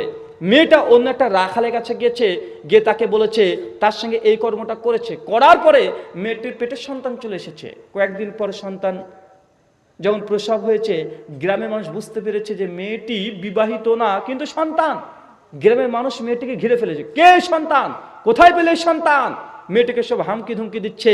মেয়েটা তখন বলছে যে এই সন্তানের বাবা ওই যে মসজিদে বসে আছে জুরাইজ। মানুষের মাথায় কাজ করছে না। বলে কি, এত বড় বুজুর্গ ব্যক্তি সারাদিন নামাজ রোজা নিয়ে ব্যস্ত থাকে, এই ব্যক্তি এই অন্যায় কাজ করেছে। গ্রামের মানুষ ছুটে চলে গেছে মসজিদে। যাওয়ার পরে জুরাইজকে হিড়হিড় করে টানতে টানতে মসজিদে বের করেছে। তারপর তাকে অকথ্য ভাষায় গালিগালাজ, লাথি, কিল, ঘুষি যা ইচ্ছা মেরেছে, মসজিদকে ভেঙে চূর্ণ বিচূর্ণ করে দিয়েছে। সঙ্গে সঙ্গে ইবনে জুরাইজ তাদেরকে বলছে, আমাকে একটু সময় দেওয়া হোক। ইবনে জুরাইজকে যখন সময় দিয়েছে, সঙ্গে সঙ্গে সে ওযু করে 2 রাকাত সালাত আদায় করছে, আল্লাহর কাছে প্রার্থনা করেছে, নামাজের সালাম ফিরিয়ে দিয়েছে। ফেরানোর পরে সঙ্গে সঙ্গে ছেলের কাছে গিয়েছে, ওই বাচ্চা শিশুর কাছে গিয়ে বলছে, এই ছেলে, তোমার বাবাকে, তোমার পিতাকে? ওই ছেলেটি শিশু, কিন্তু মুখটাকে ঘুরিয়ে সঙ্গে সঙ্গে বলছে, অমুক জায়গার রাখাল আমার হচ্ছে মূল পিতা। কথা বুঝতে পারছেন ভাই? বলেন তো, এই যে জুরাইজকে বাঁচাচ্ছে, কে বাঁচাচ্ছে বলেন তো ভাই? সালাত। সালাত এমন একটি ইবাদত, নামাজ এমন একটি ইবাদত যে এই নামাজের মাধ্যমেই আপনি যদি কোনো বিপদে পড়ে যান, এর কারণেই আপনি সালাতকে মাধ্যম বানিয়ে আল্লাহর কাছে যদি দোয়া করেন, আল্লাহ শুনবেন কি শুনবেন না? 100% শুনবেন। একাধিক প্রমাণ বুখারী মুসলিমের হাদিসে একদম গড়াগড়ি খাচ্ছে। সে বুখারীর 2217 নম্বর হাদিস করে দেখেন, নবী ইব্রাহিম আলাইহিস সালামের ঘটনা জানেন। নবী সারা আলাইহিস সালাম আর নবী ইব্রাহিম স্বামী স্ত্রী, তারা একসঙ্গে চলছে। হঠাৎই বাদশার চোখে পড়েছে। সারা কে? ইব্রাহিম বলছে, এটা আমার বোন, মানে তাওরিয়া করেছে। এই ঘটনা আসছি না, মূল জায়গাতে যখন বাদশা তখন তাকে ধরে নিয়ে গেছে সারাকে, সারার সঙ্গে ব্যভিচার করার জন্য ছুটে আসছে। সঙ্গে সারা সে সলাতে দাঁড়িয়ে গেছে। কিসে ভাই কথা বলেন? নবী ইব্রাহিমের স্ত্রী কিসে দাঁড়িয়ে গেছেন? সলাতে, নামাজে দাঁড়িয়ে গেছে। নামাজে দাঁড়িয়ে গেছে আর আল্লাহর কাছে দোয়া করছে, আল্লাহ আমি আজ পর্যন্ত কোনো ব্যভিচার করি নাই, আমার যৌন অঙ্গকে আমি হেফাজত করেছি, এই নোংরা বাদশা আমাকে ব্যভিচার করতে আসছে, আল্লাহ তুমি রক্ষা করো। যখন নামাজের মধ্যে দোয়া করতে শুরু করে দিয়েছে, সঙ্গে সে বাদশা ওখানেই পড়ে মৃত্যুবরণ করেছে। এর সালাতের ক্ষমতা, নামাজের ক্ষমতা। নামাজ এমন একটি ইবাদত, মানুষের যত বিপদ আসুক, নামাজ যদি পড়ে আল্লাহর কাছে দোয়া প্রার্থনা করেন, আল্লাহ আপনাকে পরিত্রাণ দেবে কি দেবে না? দেবে। কিন্তু আমাদের সমাজের নামাজের যা কোয়ালিটি, হাই রে হাই, কি কোয়ালিটি রে ভাই, ঝড়ের গতিতে নামাজ পড়ছে। বা আছে না নাই? কথা বলেন। আল্লাহ বলছেন পবিত্র কোরআন সূরা মুমিনুন আয়াত নম্বর 1 2 3, কদ আফলাহাল মুমিনুন আল্লাযীনা হুম ফি সালাতিহিম খাশিউন। ওই সমস্ত মুমিনরাই সফল কাম যে নামাজের মধ্যে খুশু খুজু এখতিয়ার করে, মানে নম্রতা, ভদ্রতা, বিনয় এর সঙ্গে যারা নামাজ পড়ে, এইসব মুসলিম, এইসব মুমিনরাই সফল কাম, মানে এদের নামাজ দ্বারাই আল্লাহর সাহায্য পাওয়া যায়। কথা বুঝতে পারছেন? আর আমাদের মসজিদে নামাজ কিভাবে হয়? হুজুর তারাবি 20 রাকাত না 8 রাকাত, এই নিয়ে খুব মারামারি আছে না নাই? কথা বলেন। 20 রাকাত তারাবি পড়া নিয়ে মসজিদ ভাগ হয়েছে কি হয় নাই? বলেন। 20 রাকাত পড়ে না, এর জন্য যারা 8 রাকাত পড়ে তাকে মসজিদে ঢুকতে বাধা দেয়, আছে না নাই? তারাবি 20 রাকাত না 8 রাকাত নিয়ে মারামারি করছো। 20 রাকাত কেন, 20,000 রাকাত যদি তুমি নামাজ পড়ো, আর তোমার নামাজের যে গতি, এই গতিতে যে নামাজ পড়ো, 20,000 রাকাত পড়লেও এই নামাজ আল্লাহর আরশ পর্যন্ত পৌঁছাবে না, মসজিদের ছাদে আটকে থাকবে। 20 রাকাত নিয়ে ঝামেলা করছেন। 20 রাকাত এটা বড় কথা নয়। 20 রাকাত কেন, 20,000 রাকাত যদি আপনি ঝড়ে গতিতে পড়েন, 1 রাকাত আল্লাহ কবুল করবে না। কারণ নামাজের সঙ্গে ফাজলামি করছেন। 8টা 15-তে মসজিদে ঢুকে গেছেন নামাজ পড়তে, 9টা বাজতে 10-এ বেরিয়ে চলে আসছেন। 35 মিনিট সময়ের মধ্যে 37 রাকাত নামাজ। বা আছে না নাই? কথা বলেন। প্রথমে ঢুকে 4 রাকাত এশার সুন্নাত পড়ছে, এরপর 4 রাকাত ইমাম সাহেবের সঙ্গে পড়ছে, এরপরে 2 রাকাত আবার সুন্নাত পড়ছে, এরপর শুরু হয়ে গেল 2 রাকাত করে তারাবি। 4 রাকাত পরে মাথায় যেন কি বলে যেন দোয়া করে, আবার 4 রাকাতের পরে আবার কি যেন একটা দোয়া পড়ে, আবার মুনাজাত তো ফ্রিতে আছেই। বা আছে না নাই? কথা বলেন। এইভাবে 20 রাকাত নামাজ পড়ছে, তারপর আবার 3 রাকাত বেতের পড়ছে, আবার 2 রাকাত সুন্নাত পড়ছে, সব মিলে 37 রাকাত নামাজ পড়ছে মাত্র 35 মিনিটে। হুজুর না ট্রেন, মানে বাধা দাদা কিছু নেই। আল্লাহু আকবার, আলহামদুলিল্লাহ, আল্লাহু আকবার, সামি আল্লাহু লিমান হামিদা, আল্লাহু আকবার, আশহাদু আল্লা ইলাহা ইল্লাল্লাহ, আসসালামু আলাইকুম ওয়া রাহমাতুল্লাহ, আসসালামু আলাইকুম ওয়া রাহমাতুল্লাহ, আল্লাহুম্মা আমিন, রব্বানা জালামনা আনফুসানা লা ইলাহা ইল্লাল্লাহ। আছে না নাই? কথা বলেন। নামাজ পড়ছে ঝড়ের গতিতে, অথচ আল্লাহ সুবহানাহু ওয়া তাআলা বলছেন কদ আফলাহাল মুমিনুন আল্লাযীনা হুম ফি সালাতিহিম খাশিউন। ওই সমস্ত মুমিনরা সফল কাম যারা নামাজের মধ্যে খুশু খুজু এখতিয়ার করে, মানে নামাজ পড়তে হবে কি দিয়ে? ধীর স্থিরতা বজায় রেখে। সহিহ বুখারী খুলেন হাদিস নম্বর 756।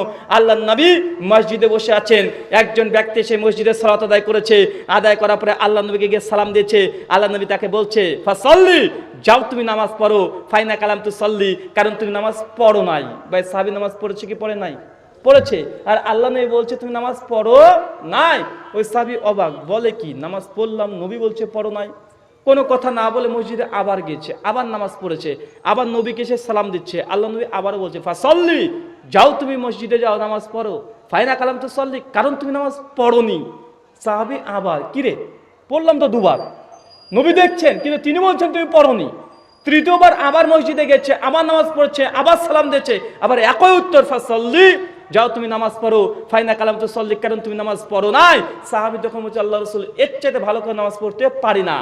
হুযায়ফা রাদিয়াল্লাহু তাআলা আনহু এই হাদিসে বর্ণনা করেছে, নাসাই 1213 নম্বর হাদিস।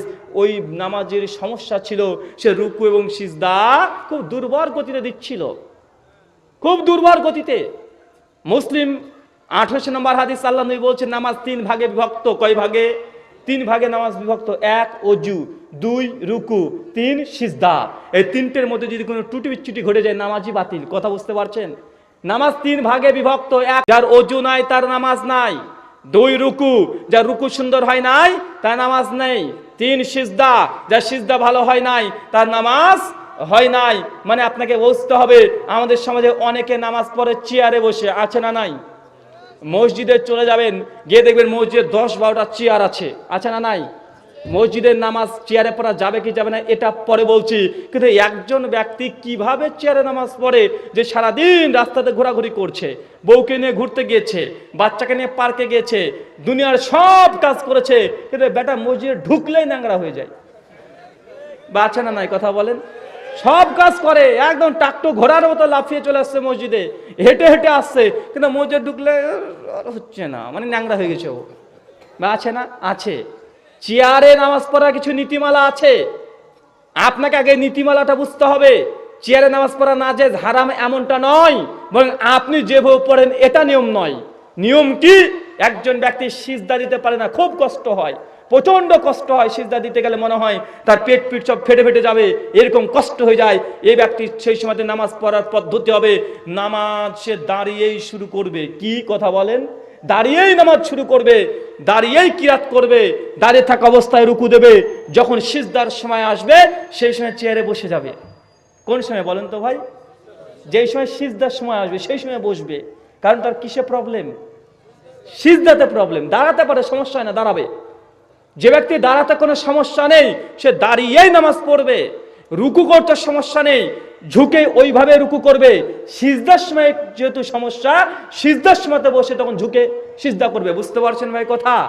যে ব্যক্তি সবকিছুই পারে, শুধু রুকু করতে কষ্ট হয়, রুকু করতে পারে না, এ দাঁড়িয়ে নামাজ শুরু করবে, রুকুর সময়তে চেয়ারে বসে রুকুটা করে দিবে, আবার যখন সিজদার ওয়াক্ত আসবে সঙ্গে চেয়ার থেকে দাঁড়িয়ে যাবে, নিচের মধ্যে চলে যাবে, হাত পা দিয়ে যে ওই সিজদা করে ওইভাবে সিজদা করতে হবে। কথা স্পষ্ট? আসলে আমরা না বুঝেই আমরা এই কাজগুলো করি কি করি না? কথা বলেন। এই কাজগুলো আমরা করি। মনে রাখবেন, সালাত হচ্ছে এমন একটি ইবাদত, যে ইবাদত আল্লাহ সুবহানাহু ওয়া তাআলা মানুষকে ছাড় দিতে দিতে দিতে দিতে কত যে দিয়েছে এর কোনো হিসাব নেই। দেখেন একটা সালাত কত আপনাকে ছাড় দিয়েছে। নামাজ পড়ার জন্য ওযু করা শর্ত কি শর্ত নয়? কথা বলেন, শর্ত। কিন্তু আপনার এমন একটা পরিস্থিতিতে পড়ে গেছেন যে আপনার পানি নেই, পানি নেই বা এত আপনার সমস্যা, ডাক্তার বলে দিচ্ছে পানি দিয়ে গোসল করলে বা ওযু করলে আপনার বড় ক্ষতি হয়ে যেতে পারে। আল্লাহ বলছে সমস্যা নেই, দুনিয়াতে অনেক মাটি আছে, দুখানে থাবা মারি দাও, হাতটাকে মাসা করে নাও, মুখটাকে মাসা করে নাও, তারপরেও নামাজ পড়ো, মানে তাও নামাজ পড়তে হবে। কথা বুঝতে পারছেন? আল্লাহ আপনাকে ছাড় দিতে দিতে শেষ করেছে একটাই কারণ, নামাজ যেন মিস না হয়। মহান সত্তা আল্লাহর সঙ্গে চেয়ে দোয়া এই প্রার্থনা, আল্লাহ সুবহানাহু ওয়া তাআলা তুমি আমাদেরকে 5 ওয়াক্ত সালাত আদায় করার তৌফিক দান করো। সকলে বলি আল্লাহুম্মা আমিন। ভাই আপনাদের মধ্যে কারা কারা আছেন শুধু জুমা শুক্রবারে নামাজ পড়েন? একটু হাত তোলেন তো। শুধু শুক্রবারে নামাজ কারা কারা পড়েন? শুক্রবার, জুমাবার কারা কারা? একটু হাত তোলেন ভাই।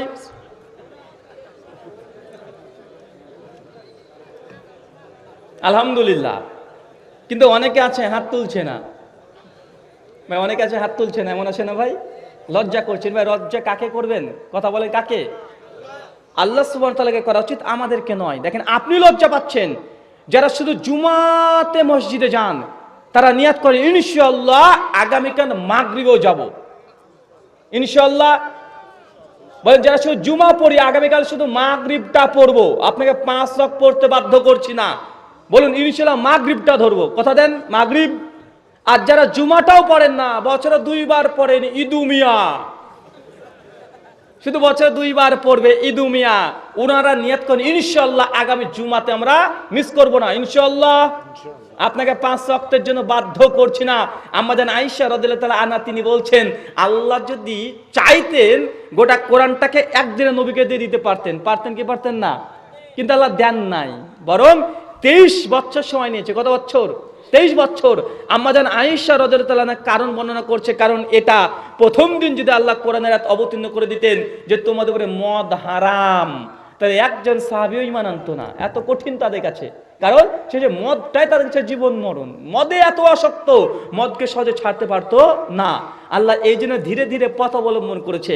পবিত্র কোরআন সূরা বাকারা আয়াত 19 আল্লাহ প্রথম আয়াত নাজিল করছে, মদে উপকার আছে, ক্ষতিও আছে, উপকারের চাইতে ক্ষতি বেশি। আল্লাহ এই কথা বলে দিয়েছে। সাহাবীরা তখন ভাবছে যে মদে উপকার আছে, ক্ষতিও আছে, ক্ষতি বেশি। কিছু কিছু সাহাবী তখন মদ খা ছেড়ে দিল, খাবো না, যে যে ক্ষতি আছে কেন খাবো, আল্লাহ এটা পছন্দ করছে না। সবাই কিন্তু বাদ দেয় না, তখন 2-1 জন 2-4 জন তখন বাদ দিয়ে দিয়েছে এই আয়াতের কারণেই। আরো কিছুদিন চলে গেছে, 2-4 মাস, আল্লাহ কোরআনে আবার আয়াত নাজিল করছে সূরা নিসা আয়াত নাম্বার 43, লা তাকরাবুস সালাত, তোমরা নামাজের ধারে কাছে যেও না। কোন সময় যখন নেশাগ্রস্ত অবস্থায় আছো, যখন এ আয়াত অবতীর্ণ হয়ে গেছে, সাহাবীরা তখন বলছে যে নামাজের ধারে কাছে যাব না, যে সময় মদ পান করে থাকবো বা নেশা আমার মধ্যে থাকবে, তো অধিকাংশ সাহাবী তখন বলছে না আমরা মদ খাবো না, মদ বাদ দিয়ে দিয়েছি এই আয়াতের কারণে। কিন্তু মদ এখনো হারাম ঘোষণা করা হয়নি, কিন্তু আল্লাহ শুধুমাত্র এটা বলেছেন আমাদের ধারে কাছে যাবে না। কখন? যখন নেশাগ্রস্ত অবস্থায় আছো। এরপরে কিছুদিন পর আল্লাহ পবিত্র কোণে কঠোরভাবে আয়াত অবতীর্ণ করে দিচ্ছেন, ইয়া আইয়ুহাল্লাযীনা আমানু ইন্নাল খামরু ওয়াল মাইসির, নিশ্চয় বিশ্বাসী তোমাদের জন্য মদকে আজকে হারাম করা হলো। যখন এই আয়াত অবতীর্ণ করা হচ্ছে, আর ফের সাহাবী যতজন আছে মদিনাতে, তারা কেউ মদ তৈরি করছে, কেউ মদের পেয়ালা মুখে রেখেছে, কেউ মদকে বোতলে ঢালছে। আর একজন সাহাবী দৌড়তে দৌড়তে এসে বলছে, এই তোমরা শোনো, নবীর উপরে কোরআনের আয়াত অবতীর্ণ হয়েছে, মদকে আজকে হারাম ঘোষণা করা হয়েছে, মদ থেকে আজ থেকে হারাম। যখন এই কথা একজন সাহাবী এসে ঘোষণা করতে শুরু করেছে, মদিনার দৃশ্য দেখার মতো সমস্ত সাহাবী যারা ছিল, মদের যত পেয়ালা ছিল ভেঙে চূর্ণ বিচূর্ণ করে মদিনাকে রক্তের মতো পানি দিয়ে ভাসে দিয়েছে, মদ ভেঙে চূর্ণ বিচূর্ণ করে। দেখেন আল্লাহ কি করেছে, ধীরে ধীরে ধীরে ধীরে ধীরে ধীরে। আপনাকে এই জন্য বলছি, একদিনে আপনি সমস্ত কিছু মানুষকে চাপিয়ে দিবেন এটা সম্ভব নয়। তাই যারা জুমাতে উপস্থিত হবেন বা হন, ইনশাল্লাহ আগামী কাল থেকে মাগরিব পড়বো, কথা বলেন ইনশাল্লাহ মাগরিব পড়বো। কারণ আপনি নামাজ না পড়লে মুসলিমই নয়। কি নয় ভাই, কথা বলেন, আপনি মুসলিমই নয়, আপনি কাফের। আল্লাহ নবী বলছেন সুনান তিরমিজি 2072, যারা সালাতকে ত্যাগ করে দিয়েছে, নামাজ পড়ে না, এই ব্যক্তির হাসর হবে ফেরাউনের সঙ্গে। কার সঙ্গে, কথা বলেন? ফেরাউন। খুব ভালো মানুষ। আপনার ছেলে হয়েছে, নাম ফেরাউন রাখবেন? কোরআনে আছে যে ফেরাউনের কথা রাখবেন না? হামান, নমরুদ, এদের সঙ্গে আপনার হাসর হবে। অপরাধ, আপনি নামাজ পড়েননি, এই জন্য আপনার কিয়ামত হাসর হবে কার সঙ্গে? নবীর সঙ্গে না, ফেরাউনের সঙ্গে। আমরা বর্তমান ভাষাতে বলতে পারি জর্জ বুশ এর সঙ্গে আপনার কিয়ামত হতে পারে। কারণ আল্লাহ নবী সবচেয়ে খারাপ মানুষের নামগুলো নিয়েছে। ডোনাল্ড ট্রাম্পের সঙ্গে কিয়ামতের মাথায় আপনাকে উঠতে হবে যে আপনি নামাজ না পড়েন। তাই আপনাকে এই কথাগুলো বোঝানোর উদ্দেশ্য এটাই যে অন্তত নামাজ পড়েন। আপনি যদি ঘুষ খান, আমার দরকার নেই, ওটা আল্লাহ বুঝবে। অন্তত আপনি মুসলিম থাকেন, অন্তত আপনি কি থাকেন ভাই? মুসলিম থাকেন। সূরা আনকাবুত আয়াত নম্বর 45 আল্লাহ সুবহানাহু বলছেন, ইন্না সলাত, নিশ্চয়ই সলাত, তানহা, মানুষকে দূরে থাকে কি থেকে? বিভিন্ন রকম ফাহিশা, নোংরা, অশ্লীল কাজ থেকে এই সলাত নামক ইবাদত মানুষকে দূরে রাখে। আল্লাহ রাসূল বলছেন, আল্লাহ রাসূলের সাহাবী বলছেন, আল্লাহ রাসূল, ওই যে মুসল্লিকে দেখছেন, ওই দেখেন ওই মুসল্লি ফজরে নামাজ পড়ছে আমাদের সঙ্গে, এ তো চোর। আল্লাহ নবীকে যেন সাহাবী বলছে, আল্লাহ নবী, ওই যে ওই মুসল্লিকে দেখছেন, ও চোর, চুরি করে, ও চুরি করে, ও চোর। আল্লাহ রাসূল তখন বলছে, ইন্না সলাতি, নিশ্চয়ই সলাত, তানহা, মানুষকে দূরে রাখে অশ্লীল মন্দ কাজ থেকে। তোমরা ওই ব্যক্তিকে কিছু বলো না। দ্বিতীয় দিন ওই সাহাবী আবার বলছে, আল্লাহ রাসূল, এখানে ওই ব্যক্তিকে বললাম না চোর, আমি দেখেছি কালকে মসজিদ থেকে বের হয়ে চুরি করে আবার গিয়েছে। আল্লাহ নবী আবার বলছেন, নিশ্চয়ই সালাত মানুষকে অশ্লীল মন্দ কাজ থেকে দূরে রাখে, ওকে তুমি বাধা দিও না মসজিদে আসতে। তৃতীয় দিন ওই সাহাবী তখন বলছে আবার যে, আল্লাহ রাসূল, আজকে দেখলাম ও চুরি করে নাই। মানে আল্লাহ নবী কি বোঝাতে যাচ্ছেন বলেন তো ভাই? নিশ্চয়ই সালাত মানুষকে অশ্লীল মন্দ কাজ থেকে দূরে রাখে। মানে আপনি যদি নামাজ পড়া শুরু করে দেন, অটোমেটিক আপনার মধ্যে থেকে পাপ পালিয়ে যাবে, পালাবে। অসংখ্য মানুষ ছিলেন আগেকার জীবনে, অন্যায় নোংরা কাজ করেছেন, নামাজ পড়া ধরেছেন, সে পাপগুলো আস্তে আস্তে ছেড়েছেন কি ছাড়েন নাই? কথা বলেন, ছেড়েছেন। কিন্তু আমাদের হুজুররা ছাড়তে পারে না, জর্দা। মানুষ মদ ছাড়তে পারে, একজন মদখোর মাতাল, তার আগের জীবনে মদ খেত, কিন্তু নামাজ পড়ার কারণে মদ ত্যাগ করেছে, আছে না নাই? কথা বলেন। একজন ব্যক্তি বিড়ি খেত, কিন্তু সে নামাজ পড়ার কারণে বিড়িকে ত্যাগ করে দিয়েছে, কিন্তু হুজুর কিন্তু জর্দা পান ছেড়তে পারে নাই, আছে না নাই? আবার হুজুরকে বলতে বলে, হুজুর বলে, আরে জর্দা হারাম নাকি? জর্দা তো মুকরু, মানে মাকরুও বলে না, মুকরু, আছে না ভাই? মাকরু মানে কি জানেন? মাকরু মানে খারাপ, মাকরু মানে ক্ষতিকর, মাকরু মানে অপছন্দনীয়। মানে হুজুর জর্দা খাচ্ছে মানে খারাপ খাচ্ছে। কি খাচ্ছে? তো হুজুর যদি খারাপ হয়, এ হুজুর ভালো, এ হুজুর তো ভালো না, ও তো নিজেই খারাপ খায়। ভাই খারাপ কোনো মানুষ খায়? হুজুরকে বাড়িতে দাওয়াত দিবেন, হুজুর আমার বাড়িতে আজকে দাওয়াত আছে, তো হেভি ডিশ, মানে আয়োজন হেভি করেছি, কি মাকরু ডাল, মাকরু মাংস, মাকরু সবজি। মাকরু মানে 10 দিন আগেকার খারাপ তরকারিগুলো তাকে খাওয়ানো। বেটা মাকরু মানে তো খারাপ, তুমি মাকরু বলে জর্দা দিয়ে পান খেতে পারলে মাকরু বলে তুমি মাংস পচা খেতে পারবে না কেন? ভাই মাকরু মানে কি ক্ষতিকর? মাকরু মানে ক্ষতিকর, খারাপ এগুলো। তো হুজুর এখনো জর্দা দিয়ে পান খায় কি খায় না? সুনান ইবনে মাজাহ হাদিস না 3388 আল্লাহ নবী বলছে কুল্লু মুশকির খামরুন, সমস্ত যেসব জিনিসের মধ্যে নেশা হয় এগুলোই মদ। কুল্লু খামরুন হারামুন, আর যার মধ্যে নেশা হয় তার সবগুলোই হারাম। এখন হুজুরের জর্দা দিয়ে নেশা হয় কি হয় না? হুজুর হয় হয় বলে তো জর্দাটা ছাড়তে পারো না। তুমি অলিপুরির জর্দা খাও 360 450, এও তুমি নেশাতে পরে খাও। এই জন্য হুজুর মাকরু ফতোয়া দেয়। কেন হুজুর জর্দা খায়, হারাম ফতোয়া দেবে? কথা বলেন, ও হারাম ফতোয়া দেবে না। তার জন্য মুসল্লিরা সব কি খায়? বিড়ি খায়। জর্দা খোর হুজুরের পেছনে নামাজ কে পড়ে? বিড়ি খোররা পড়ে। একটা গাড়ির ড্রাইভার যদি মাতাল হয় তার প্যাসেঞ্জার কি হবে? কথা বলেন, সব জঙ্গলে পড়বে না? গাড্ডায় ফেলবে না? তো ড্রাইভার যদি ভালো না হয়, ভাই বলুন তো গাড়ির প্যাসেঞ্জার ভালো হয়ে 5 পয়সা লাভ আছে? আপনাদের গ্রামের সমস্ত মানুষ ভালো, এখন এই হুজুরটাই যদি মাতাল হয়, সেই যদি জর্দা খায়, ভাই কাজ হবে? কাজ হবে না। তাই হুজুরদেরকে পরিবর্তন হতে হবে। জর্দা এটা হারাম, নিষিদ্ধ খাবার, এটা খাওয়া ঠিক নয়। কুত্তাও খায় না, কিন্তু হুজুরে খায়। ছাগলকে দিবেন, ছাগল খাবে? তামাক ছাগল খায়? ছাগলও খায় না, কুত্তাও খায় না, কিন্তু হুজুর রসে রসে চিবিয়ে খায়। আজীব ব্যাপার। ওকে বাড়িতে দাওয়াত দিবেন, সারাদিন খাওয়াচ্ছেন, খেয়ে চলে যাচ্ছে। খাওয়ার পরে যতক্ষণ না ওই মাকরু ওই জর্দাকে চাবিয়ে চাবিয়ে খাচ্ছে, ততক্ষণ তাদের তৃপ্তি আসে না, মানে কিছু একটা কম থেকে গেছে।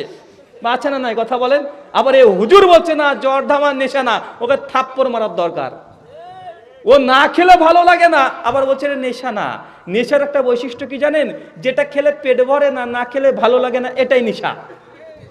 যেটা খেলে পেট ভরবে না, আবার না খেলে ভালো লাগবে না, কেমন কেমন করবে, খেতে খেতে ইচ্ছা হয়, এটাই এক প্রকার নেশা। কথা বুঝতে পারছেন?